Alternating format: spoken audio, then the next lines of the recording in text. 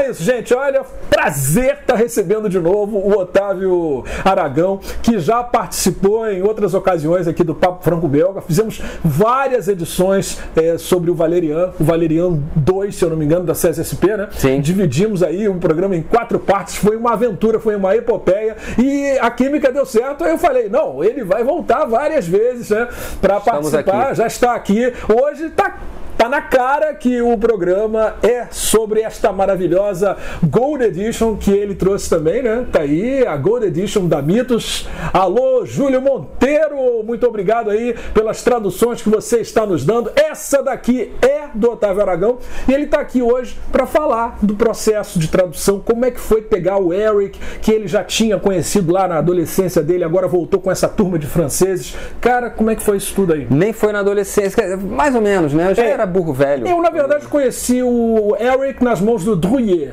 Ah, né? Você até conheceu melhor que eu, porque a primeira vez que eu tive contato, eu já tinha ouvido falar por ilustrações, porque eu ficava tentando ver alguma coisa de literatura, de ficção científica estrangeira desde muito novo. Então eu tinha noção que o personagem existia, mas eu não o conhecia, não tinha lido. Então eu vi, a primeira história que eu li com o Elric nem foi uma assim canônica, foi aquele crossover em quadrinhos com o Conan. Ah, sim, que foi publicado aqui em Super Aventuras Marvel. Acho que foi a primeira vez que eu... Foi pela Abril? Foi pela Abril. Foi a primeira vez que eu li alguma coisa e eu já sabia quem era o personagem, já sabia, eu olhei, o cara é albino, então eu sei quem é esse cara, né? O cara brancão, né? Com aquele capacete ridículo. Assim, eu diria até que, não sei, observando aqui as características, não teria alguma coisa a ver? Não, o cara cabelo branco. O cara tem sangue azul. Aqui meu sangue não tem nada de azul. Então vamos lá. Então essa foi a primeira vez que eu tive contato com ele. Mas assim, eu sempre fiquei muito curioso e sempre procurei muito ler o material do Moorcock. Eu descobri o Guerreiro Eterno, né, que é outra saga do Moorcock, eu percebi que tudo se juntava. O Elric era uma das facetas do Guerreiro Eterno, do Eternal Warrior. E aí eu fiquei, caramba, então aí eu entrei no conceito de multiverso. Sabe quem inventou o conceito de multiverso, hoje tão propalado? Foi o Michael Moorcock. O britânico Michael Moorcock. Isso. Ele que inventou o conceito ficcional, não físico, né, tá? Não o conceito da física quântica, mas dentro da ficção, a ideia de multi-universos, o que ele chamou de multiverso, a ideia dele. Hoje todo mundo usa isso, né? Hoje virou carne de vaca, todo mundo usa. Mas assim, e o Elric era uma das versões desse personagem, que era o Guerreiro Eterno, que inclusive também foi desenhado pelo Druyer. Druyer, justamente, eu conheci com o Druyer, essa versão, né? O francês, né? E o Eternal Warrior foi desenhado pelo Moebius. Mas na verdade não é exatamente o Eternal Warrior. Sabe a garagem hermética, né? Sim. A garagem hermética gira em torno, parcialmente, desse personagem que é um dos personagens do Moorcock, do Guerreiro Eterno. Então, aí eu achei isso fantástico, esse conceito todo entremeado, assim, fantástico. Isso foi em que ano que você deu de cara com o Elric? 82, eu acho. 82, foi na mesma época da Heavy Metal. A revista Heavy Metal estava bombando. Eu acho que é por aí. Depois foi só uma coisa atrás da outra. Fui procurando os romances do Moorcock para ler e fui juntando tudo. É bom a gente explicar, tem gente que está pegando aqui o Elric pela primeira vez, não viu as publicações da Abril do passado, da Globo, se eu não me engano, teve também uma série pela Globo, mas o Elric, ele vem da literatura, queria que você explicasse isso. Ele é um personagem literário, ele foi criado pelo Moorcock para fazer uma sátira à situação da Inglaterra. Né?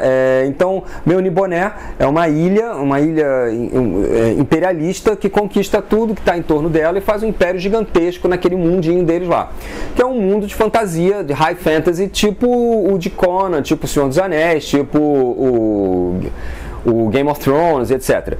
Então, a partir dali, ele constrói uma história, mas ele não pega o império no auge. Quando começa a história do Elric, esse império já está decadente. Ele já está em derrocada. E assim, uma grande influência, apesar de ser uma história sobre a Inglaterra, aí você vê que a grande influência em termos de descrição dessa decadência é a decadência do Império Romano. né? Então, sexualmente, moralmente, estruturalmente, em termos de leis e religião, tá tudo ruindo. Tudo eles usam, inclusive, essa palavra decadência, eles usam a palavra caos. Sim. Né? Tá tudo muito, muito decadente. Eles são fiéis do Deus do caos, né? E isso faz constrói uma psicologia muito interessante para o personagem, porque ele é o herói. Ok, a gente sabe, a gente identifica ele como um protagonista da história, mas ele não tem nada de agradável, ele é extremamente desagradável. Sim, com certeza, não é muito simpático, não. Ele não é um herói com o qual você simpatize ou queira conhecer ou tal, ou sequer admire, porém você o compreende. Entendi. Ele é um anti-herói. Ele é anti-herói, sim, sem dúvida, mas assim, eu acho que ele até transcende essa questão do anti-herói mesmo, sabe? Porque ele segue um código de honra dele, que só ele entende. Então, assim, você sabe que ele é fiel a um código de honra, ele é fiel às pessoas a quem ele ama, mas o problema é que ele é um homem, entre aspas, de seu tempo. Então ele considera que existem pessoas melhores e pessoas piores. Essas pessoas piores são piores que insetos. Então ele não vai se preocupar em salvar o próximo. Não, com certeza. Tá nem aí pra isso. Inclusive, ele, às vezes, ele sente que ele precisa dar uma certa lição de moral, ser mal, né? Eu senti principalmente isso no volume 2, porque eu já tinha lido a parte 1 em francês. A Mitos lançou um volume integral com o volume 1 e o volume 2, que é esse aqui. Comprem. Aliás, não vai ser tão fácil comprar agora. Esgotou Geral, né? Eles já estão aí. Já tem uma segunda tiragem no prelo e em dezembro vai pintar. Mas olha, eu estava dizendo o seguinte, eu senti que nesse segundo tomo, né, ele teve necessidade num momento lá de dar uma lição de maldade, não vamos explicar, né? Inclusive eu fiquei até chocado porque eu achei esse volume 2 muito mais violento do que o primeiro, né? Pesado mesmo. Agora, vamos falar uma coisa assim, que foi a primeira coisa que eu notei lendo o Eric, foi ontem à noite. O português, cara. O português que você usou, né? Você fez a tradução. Agora você usou um português, posso chamar de português arcaico, um português extremamente correto, que eu acho que nem em Portugal mais se usa. Não, é verdade. Matai-vos, tua, não é uma coisa forte, imperativa. Bom, tem um motivo para isso. Na verdade, o original não é assim, tá? O original não é assim. Por que eu fiz isso? Porque eu fiquei impactado com o francês. Com aquela diferençazinha que o francês tem entre o vous e o tu, né? Pois é. O tu seria o você, não é a banda. O vous seria o senhor. Não é a banda YouTube. Ele está falando claro. Ele está falando de formalidade. O francês usa o tu como você e o vous como o senhor, uma coisa mais formal. Então, eu percebi, claro, que no ambiente da corte de Meuni Bonnet, todo mundo se trata por vous. Né? E que quando ele chega no Povarel é tu, que é um hábito do francês, é um hábito da língua francesa. Só que eu achei que dentro do universo do Elric caiu como uma luva. Perfeito. Não espere você, leitor, encontrar lá um pra, né? Não tem. Não tem. Aliás, tem. Eu não percebi. Tem. Quando eles chegam quando a tropa meuniboliana chega numa fazenda, você vê que a linguagem que os fazendeiros utilizam, ela é abaixo daquela utilizada por eles na corte. Tá? Então, outra coisa interessante, a entidade maligna que o Elric cultiva, Arioch, que ele invoca para ajudá-lo, Arioch não se comunica com ele também nos mesmos termos que ele se comunica com as outras pessoas. O Arioch usa uma linguagem parecida com a nossa. Por quê? Porque ele é uma divindade atemporal. E que se aproxima da gente na forma de criança. Sim. Então, o Arioch, esse foi um cuidado que eu tive, que isso não tem no original, tá? Isso só tem na edição em português. Porque foi uma ideia minha. E aí o editor gostou. Então existem 3 níveis de linguagem. Você tem a linguagem do povo, você tem a linguagem da aristocracia meuniboriana e você tem a linguagem da divindade. A pior delas, a mais difícil, é a da aristocracia meuniboriana. Porque o pessoal, os fazendeiros, o pessoal das outras terras, né, dos novos mundos lá, eles usam uma linguagem inferior, mais complicada, mais simplificada. Menos rebuscada, mais simplificada. E a divindade maligna, aliás, os deuses, não aparece apenas um. Tanto o Arioque quanto os outros deuses, eles usam uma linguagem semelhante à nossa. Cara, então eu vou fazer um adendo aqui. Esse é o segredo do tradutor. Porque quando a gente pega para traduzir, são vários personagens. Se você pegar e usar a mesma forma, né, de falar para todo mundo, você não vai ter justamente essa diferenciação, né, da qual o Otávio está falando. Pois é, eu achei que isso criava camadas de interpretação diferenciadas. Mas, volto a dizer, isso não tem no original. Tá? O original em inglês, tá? O original do texto do Moorcock, isso também é legal de ressaltar. O romance é escrito em inglês. O roteiro da HQ, desse álbum, é feito em francês, mas baseado no romance em inglês. Chegou um ponto que eu fiquei assim, como eu tinha as duas edições, né, tanto inglesa quanto francesa, eu ficava assim... É ótimo, né? Você vai daqui para lá, qual foi a solução que ele usou? Como é que ele disse isso? Aí muito bom. Eu perguntei pro Júlio, o que você quer? Você quer que eu faça uma mistura, que eu pegue uma só, que eu pegue outra, que eu pegue a outra? Como é que é? Aí, não, atenha-se a francesa. Aí eu, tudo bem, me ative a francesa. Fiz uns excertos da parte inglesa. Mas depois o Elcio também fez, ele deu uma outra revisada depois que eu traduzi, ele fez deu uma outra revisada e achou por bem pegar mais elementos da versão inglesa, porque parece que eles detalhavam mais em determinados pontos, e é verdade isso, havia um detalhamento um pouco maior do que a versão francesa. Então, até em termos de normatização do texto, ela é diferente tanto da francesa quanto da inglesa. Olha só. Ficou melhor do que as outras duas. Ela busca o que tem de melhor nos dois lados. Não, sim, o que eu achei mais fantástico na tradução é que a gente não tem esse agente lá, né? Então a gente é transportado para um outro mundo. Vamos fazer uma rápida resenha aqui do Eric, né? Manda. Ele é um governante decadente e ele precisa explica essa energia. Ele tá sempre naqueles banhos. Ele é um filho mal-vindo, vamos dizer assim. Quando ele nasce, o pai dele olha para ele, o cara é albino, o garoto é albino, pô, mata a mãe, né? Quando ele nasce no parto. E o pai é o rei, fica com muita raiva e larga ele para lá. Só que ele é o único filho. E ele é o herdeiro direto ao trono, então tem que ser cuidado. E ele tem uma doença de sangue, que ele fica muito fraco e tal, e ele é mantido por meio de rituais mágicos, né, que lhe dão força. A própria mulher dele faz umas coisinhas também, né? Muitas coisas. Esses rituais mágicos, eles envolvem sempre sangue, sempre. Tem que morrer muita gente para dar vida a ele. Para que ele sobreviva, para que ele se mantenha, algumas pessoas têm que morrer. E isso é constante na vida do cara. Assim, tipo, imagina 2 vezes por semana ou 3 vezes por semana você ter que matar 5 pessoas para você sobreviver. Eu fiz um paralelo com essa coisa do vampiro. Ele é uma espécie de vampiro. Porque ele necessita de sangue, embora ele não vá lá morder pescoço de ninguém, né? Não, ele fica tomando banho de sangue. Né? Fica num piscinão maravilhoso, tomando banho lá, e as pessoas morrem. Morrendo lá. Geralmente mulher, né? Eu vejo muita mulher caída ali, né, cara? E o final, não vou dizer o que é surpreendente. Né? Você não imagina que vai acontecer ou que não vai acontecer. Você fica rendido. Meu Deus do céu, eu cheguei até aqui e não percebi que isso ia acontecer. Né? É isso, verdade, cara? É verdade. Cara, olha que interessante.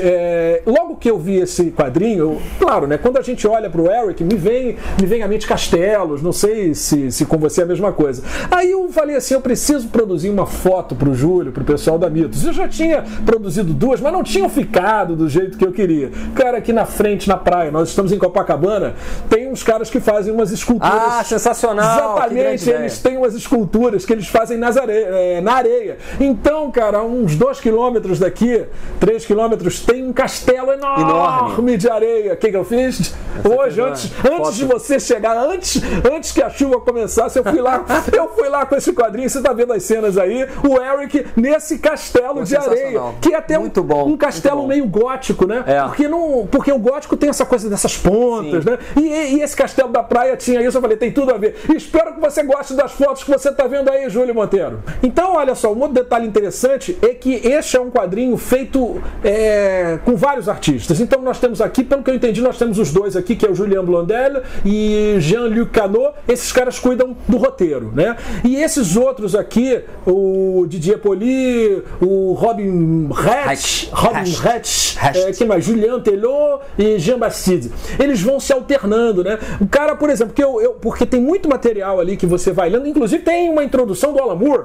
Meu Deus do céu. Boa, então explica lá que o cara um deles vai lá, faz um desenho a lápis. O outro dá uma completada. Aí vem um terceiro, joga mais um elemento e aí, cara, realmente, e são artistas diversos que tem, cada um tem o seu ego, são caras famosos, mas eles se entenderam ali nesse processo, né? Eles têm uma abstinência do ego que é muito interessante. Não é o trabalho de um só. Esse trabalho que a gente vê aqui, ele é o resultado do somatório desses 4 caras em termos de arte.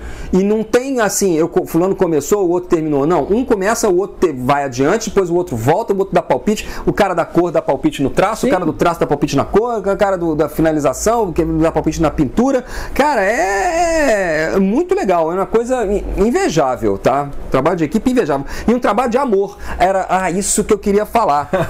Uma coisa puxa a outra. É isso que eu queria falar. O trabalho para isso nascer, para essa obra nascer, demorou um tempão, demorou anos, porque eles queriam o aval do próprio Moorcock. Então eles foram contactar o Moorcock lá embaixo, diferente das outras versões de quadrinhos, que meio que eram independentes, compravam os direitos e adaptavam a obra. Independente do que o autor o autor vendia os direitos, beleza, tudo bem, o cara ia lá, comprava, fazia, não entrava muito em contato com o autor, não. Mas assim, a maior parte era assim. Mas aí, essa aqui Mas essa é melhor, cara, desculpa, vou ter que falar. E o próprio Michael Moorcock acha que é a melhor. É verdade, ele acha que é a melhor também. Eu fico assim, se eu fosse o autor, alguém viesse para mim de outro país, dizer, pô, me dá uma bênção pro meu trabalho aqui, olha o que a gente está fazendo, não sei o que, realmente é sensacional, mas eu também ficaria muito inclinado a dizer, essa aqui é a melhor de todas, né? porque, pô, né? Afinal de contas, os caras foram lá e, foram humildes, né? Né? Mas isso é legal, isso é um diferencial muito grande, porque ele meio que revisitou a própria obra. Né? E se obrigou a revisitar a própria obra. Depois de, cara, o cara fez isso nos anos 60, entendeu? E o cara volta agora, nos anos 2000, e revê tudo, e com outra ótica, com pessoas mais novas, fazendo mais jovens que ele, que quando ele escreveu isso eram crianças, tinham nascido e tal. Então tem um frescor, era isso que eu queria dizer, tem um frescor muito grande para uma obra feita nos anos 60, entenderam? Imagine se o Senhor dos Anéis, sabe aquela coisa que a gente sentiu com o Senhor dos Anéis no cinema? É a mesma coisa. E isso leva para outra coisa, né? Isso aqui tá pronto para ir pro cinema. Aliás, não houve até agora uma versão cinematográfica. Não tem. Né? Isso é citado no livro. Eles dizem que talvez porque seja complicado demais, é um universo complexo. Complicado. Não, assim, faz o universo Marvel no cinema. O que eu entendi que seria talvez caro demais. Caro você transpor isso pra telona. Mas tá pronto para ir pro cinema, né? Houve já uma tentativa. Jude Law foi o cara que tinha sido contactado para ser o Elric no cinema. Ele chegou a fazer algumas leituras de roteiro numa época, mas não foi adiante. Ou seja, já houve isso, né? Torcemos aqui para que Elric vá parar no cinema. Mas por enquanto ele vai parar na sua estante, porque a Mitos Editora, ela já fez a primeira tiragem do Elric, foi esgotada. Em alguns lugares talvez você encontre, mas eu sei que a segunda já está no prelo, como dizem os nossos amigos portugueses. Está no prelo. E neste mês de dezembro, até porque eu acho que isso aqui não sai em Portugal não, hein, cara? É mesmo, né? Eu não tenho muita certeza não, mas eu acho que o Brasil está começando a ter uma leva de quadrinhos europeus que não estão chegando lá. Que não tem na Europa. Que não tem em língua portuguesa. Quadrinhos europeus cuja versão não tem na Europa. Não tem Olha português. só. Vai ter que comprar aqui no Brasil.